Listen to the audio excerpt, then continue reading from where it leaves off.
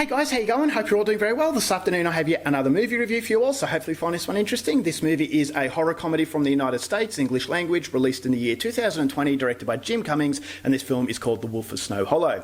So The Wolf of Snow Hollow is about a town called Snow Hollow. It's a very quiet town, everyone gets along with each other, and there's hardly any crime. But that is until one morning a young woman is discovered, her corpse is discovered butchered. So it's clear that she was murdered, and so the sheriff in charge, his father used to be the sheriff until he fell ill, so this young sheriff is trying to prove not only to the people but his father that he has what it takes to protect them. So he believes that it's only going to be a few days before he finds this murderer, but then as each day goes by he still hasn't found him, and to his horror more and more bodies are showing up, and so they bear the same marks of the first kill, so it's clear that there is a serial killer. So the townspeople are getting very anxious, and that's putting intense pressure on this young sheriff who already has a lot of problems in his personal life. And so as he's trying to juggle all of his issues, people start to suspect that it's a man that's the killer, also that it might be an animal, or it even might be a werewolf. And so there's a lot of insanity that ensues, and whether or not this sheriff can keep his mentality intact and at the same time protect the town is something you're going to have to find out for yourself, because that's as far as I'm going with my synopsis.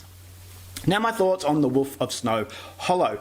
I actually really enjoyed this movie, and I was really impressed by the way that Jim Cummings actually went about his business as far as making a really enjoyable film, but a very serious film underneath all of the insanity. And I can actually compare this to the works of Jim Jarmusch, and I know that's a very big thing to say because that director is a legend in filmmaking, but the reason why I make the comparison with Jim Cummings and Jim Jarmusch was that both directors possess that rare ability to create something that's outlandishly, cartoonish, but at the same time grounded in a level of realism through relatable characters. And I thought the characters in this movie were absolutely beautiful, and the story and the side story of the sheriff and his issues with his family and his father especially, I thought it was very touching. And so it's a police procedural film. You're trying to find this killer, but when the killings aren't taking place, that void is filled by a really interesting character development. And this sheriff especially, I thought, all right, well, this is something that I can really relate to. So when you actually put a face to that cardboard cutout, all of a sudden it's so much more emotional depth,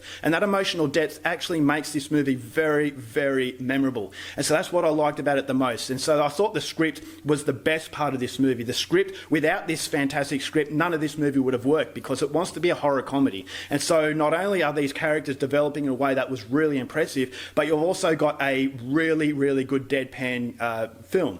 Now, deadpan comedy isn't something you'd associate with American stuff, it's more Scandinavian, but I definitely think Jim Cummings is really in his comfort zone as far as making an audience laugh through really serious facial expressions. And so they're not trying to be funny, but the way the script is done and the way these actors portray their characters in a brilliant way makes you laugh. And so the deadpan element really worked. I don't really gravitate to American humour that much, but I really gravitated to this is because it just felt very surreal. The overall situation and how the situation expands itself I thought was really off-putting, but at the same time very beautiful. And so you're not quite sure what to think.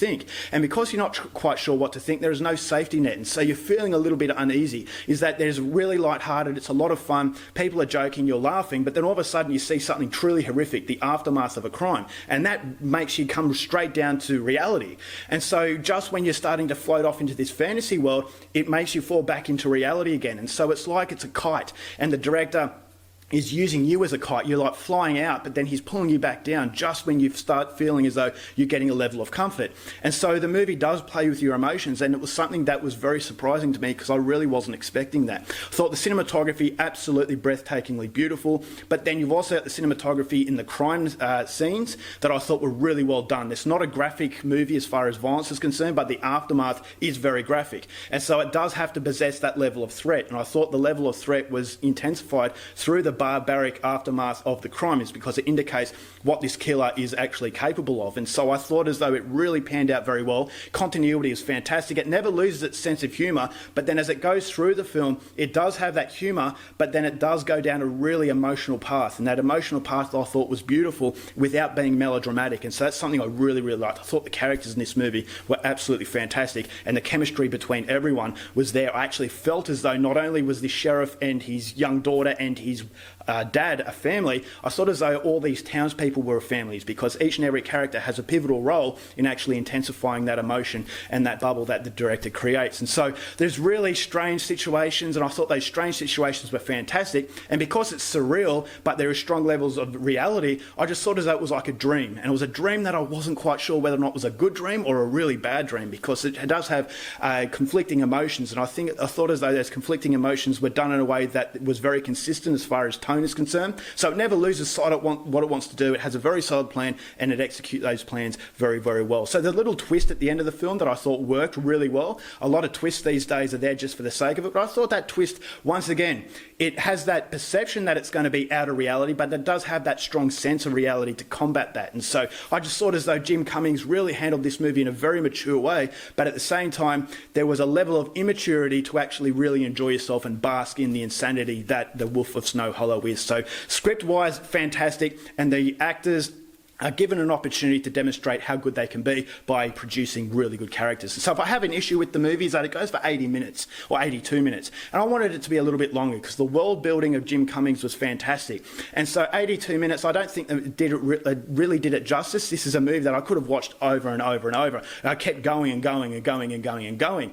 But pushing that aside, it's not a bad sort of issues, because I thought as though it tied up loose ends in a very rewarding way. I just wanted to see more, because the world that this director managed to create was fantastic. So pushing that aside, it's still a movie I would highly recommend. If you are a fan of Jim Jarmusch, then this Wolf of Snow Hollow is definitely one for you. I'm going to give this Wolf of Snow Hollow 4 stars.